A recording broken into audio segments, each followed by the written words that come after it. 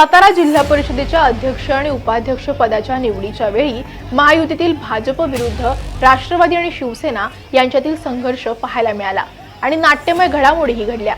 पोलिसांनी पालकमंत्री शंभूराज देसाई यांना धक्काबुक्की केली, ज्यात त्यांच्या हाताला इजा झाल्याचं त्यांनी सांगितलं होतं। हा सगळा विषय इथेच थांबला नाही, तर थेट विधिमंडळात पोहोचला।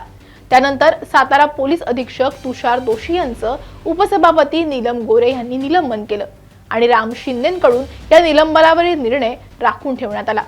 मात्र त्यानंतर तुषार दोशी हे रजेवर गेले। या सगळ्या प्रकारानंतर सभापती पदाची निवडणूक आज सातारा जिल्हा परिषदेत पार पडली। अध्यक्ष निवडीच्या वेळी झालेल्या नाट्यमय घडामोडीनंतर सभापती निवडीची प्रक्रिया कशी पार पडते याकडे सगळ्यांचं लक्ष लागलं होतं। पण या निवडणुकीतही शिवसेना आणि राष्ट्रवादीचा गेम करून भाजपनेच पुन्हा एकदा बाजी मारल्याचं पाहायला मिळालं। पोलिसांनी पुन्हा एकदा भाजपला मदत केल्याचा आरोप राष्ट्रवादी काँग्रेसकडून करण्यात आलाय, तर राष्ट्रवादीतून फुटलेल्या 2 सदस्यांना लॉटरी लागल्याचंही पाहायला मिळालं। सातारा जिल्हा परिषदेच्या सभापती निवडीच्या वेळी नेमकं काय घडलं तेच या व्हिडिओत पाहू। नमस्कार, मी कोमल आचरेकर आणि तुम्ही पाहत आहात महाराष्ट्र टाइम्स ऑनलाईन। या व्हिडिओला सुरुवात करण्यापूर्वी एक महत्त्वाची आठवण, जर तुम्ही महाराष्ट्र टाइम्सचं यूट्यूब चॅनल अजूनही सबस्क्राइब केलं नसेल तर ते लगेच करा। सातारा जिल्हा परिषदेच्या विषय समित्यांच्या सभापतीची निवड आज 4 एप्रिल रोजी पार पडली। अध्यक्ष उपाध्यक्षांच्या निवडीच्या वेळी वातावरण तणावग्रस्त झालं होतं।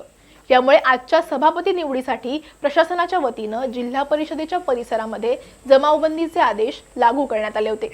भाजपने फोडाफोडीचं राजकारण या सभापतीच्या निवडीतही केल्याचं बघायला मिळालं। शुक्रवारी रात्री भाजपने राष्ट्रवादीचे 2 सदस्य फोडले, त्यामुळे सभापती निवडीवर राष्ट्रवादी आणि शिवसेनेनं बहिष्कार टाकला। भाजपने केलेल्या फोडाफोडीचं राजकारण आणि पोलिसांनी घेतलेली भूमिका ह्याला विरोध करत राष्ट्रवादी आणि शिवसेनेचे सदस्य दंडावर काळी फीत बांधून आले। भाजपने राष्ट्रवादीतून फुटलेल्या लता कर्णे आणि ऋतुजा शिंदे यांच्यासह 4घांना उमेदवारी दिली होती।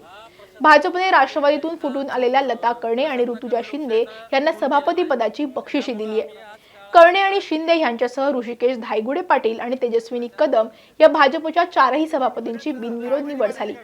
सातारा जिल्हा परिषद अध्यक्ष उपाध्यक्ष निवडीनंतर विषय समित्यांच्या सभापती निवडीतही भाजपनेच बाजी मारली आहे। त्यामुळे शिवसेना आणि राष्ट्रवादीला पुन्हा एकदा सत्तेपासून वंचित राहावं लागले। जिल्हा परिषदेच्या उपाध्यक्षाकडे अर्थ आणि बांधकाम समितीचं सभापती पद असतं, त्यामुळे शिक्षण आणि आरोग्य, कृषी आणि पशुसंवर्धन, समाज कल्याण, महिला आणि बाल कल्याण या 4 समित्यांच्या सभापती पदासाठी भाजपकडून 4 उमेदवारी अर्ज आले होते।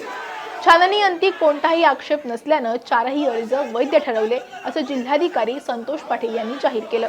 राष्ट्रवादी काँग्रेसमधून आलेल्या ऋतुजा शिंदे यांना महिला व बाल कल्याण सभापती पद दिलं गेले, तर ऋषिकेश धायगुडे पाटील यांना समाज कल्याण सभापती पद सोपवण्यात आले। राष्ट्रवादीतून भाजपच्या गोटात दाखल झालेल्या लता कर्णे आणि तेजस्विनी कदम यांना शिक्षण आणि आरोग्य, कृषी आणि पशुसंवर्धन यापैकी एक सभापती पद मिळेल। राष्ट्रवादी काँग्रेसच्या सदस्यांनी मतदान प्रक्रियेवर बहिष्कार टाकला होता। सातारा पोलिसांनी आमची ठिकठिकाणी तपासणी केली, जाणून बुजून प्रशासनानं आम्हाला सभागृहात उमेदवारी अर्ज भरण्यासाठी वेळ दिला नाही। त्यामुळे आम्ही जिल्हा आणि पोलीस प्रशासनाचा निषेध करत सातारा जिल्हा परिषदेच्या विषय समित्यांच्या सभापतीच्या निवडीवर बहिष्कार टाकला, असं राष्ट्रवादी काँग्रेसचे जिल्हा परिषद सदस्य अनिल देसाई आणि संदीप मांडवे यांनी सांगितले।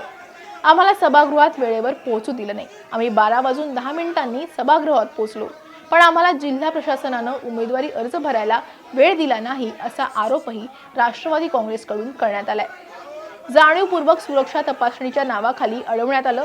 प्रशासनानं उमेदवारी अर्ज भरायला वेळ दिला नाही, त्यामुळे राष्ट्रवादीकडून जिल्हा प्रशासन आणि पोलीस प्रशासनाचा निषेध देखील करण्यात आलाय। राष्ट्रवादी काँग्रेसमधील फुटलेले 2ही सदस्य गेल्या काही दिवसांपासून पक्षांच्या धोरणावर नाराज असल्याची चर्चा होती।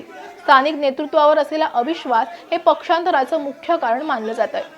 पण बदलत्या राजकीय परिस्थितीत सत्तेच्या समीकरणाशी जुळवून घेण्यासाठी या सदस्यांनी भाजपचा हात धरल्याचं स्पष्ट दिसतंय।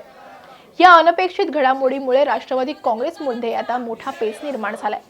सातारा जिल्हा परिषदेच्या राजकारणात भाजपने पुन्हा एकदा दबावतंत्र आणि फोडाफोडीचं राजकारण करून आपलं वर्चस्व दाखवून दिलंय।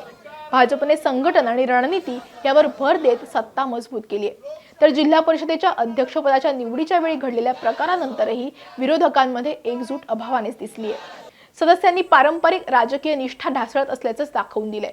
आता यावर पालकमंत्री शंभूराज देसाई यांनी अजून 5 वर्ष आहेत, आगे आगे देखो होता है क्या असं म्हणत भाजपला आव्हान दिले.